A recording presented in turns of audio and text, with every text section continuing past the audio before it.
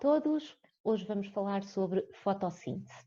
Ora, quando falamos em fotossíntese, automaticamente lembramos de seres autotróficos, seres que produzem a sua própria matéria orgânica. Ora, estamos a falar de seres vivos como algas, plantas e as tão famosas cianobactérias, erradamente conhecidas como algas azuis, uma vez que não são algas, mas sim são bactérias, os primeiros seres que libertaram oxigênio para o meio ambiente. O organito fotossintético, portanto, ou seja, o que realiza a fotossíntese, é o cloroplasto. No cloroplasto, como vocês podem estar aqui a ver que está a aparecer, volto a referir que temos então os tilacoides, que são uma espécie de moedas empilhadas sobrepostas umas em cima das outras, e temos o nosso estroma, que é o chamado, entre aspas, citoplasma do cloroplasto. Assim, no processo da fotossíntese, nós vamos ter então duas fases distintas, a chamada fase fotoquímica, ou fase dependente da luz, e a fase química, ou fase não dependente da luz. A esta fase nós também chamamos de ciclo de Calvin.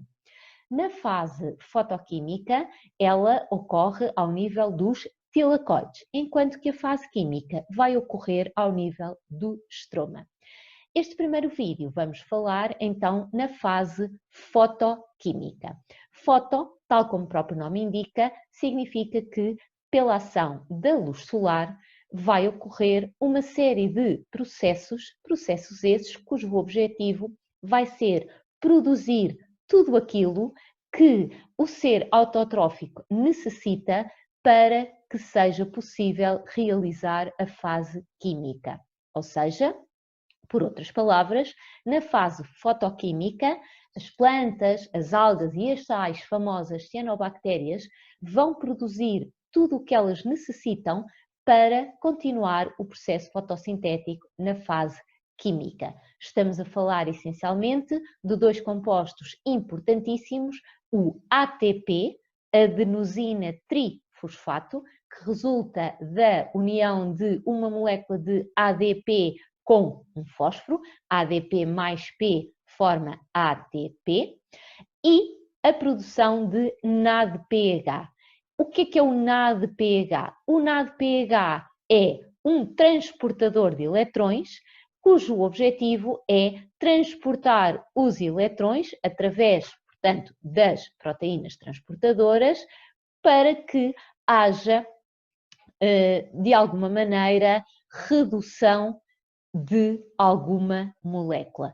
Os eletrões na química, vocês têm que saber que as reações de oxidação-redução significa que quando alguma molécula se oxida, significa que perde eletrões, e se há uma molécula que perde, a outra que é reduzida vai ganhar os eletrões. E daí a designação de oxidação-redução. Ou seja, primeiro tem que alguma coisa oxidar para depois ocorrer a redução. Passamos então às etapas da fase fotoquímica. A primeira coisa que acontece ao nível da fase fotoquímica é a fotólise da água. Fotólise da água, foto, luz, lise, quebra. Há quebra da molécula de água ou oxidação da molécula de água. Isto significa o quê?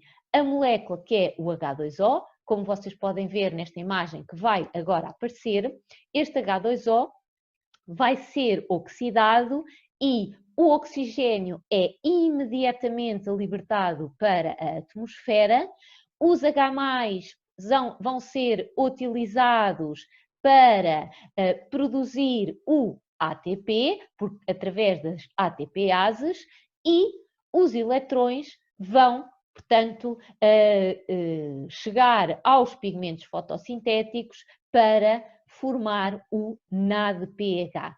Ou seja, se a água vai oxidar, o NADP+, vai reduzir e vai ser reduzido a NADPH.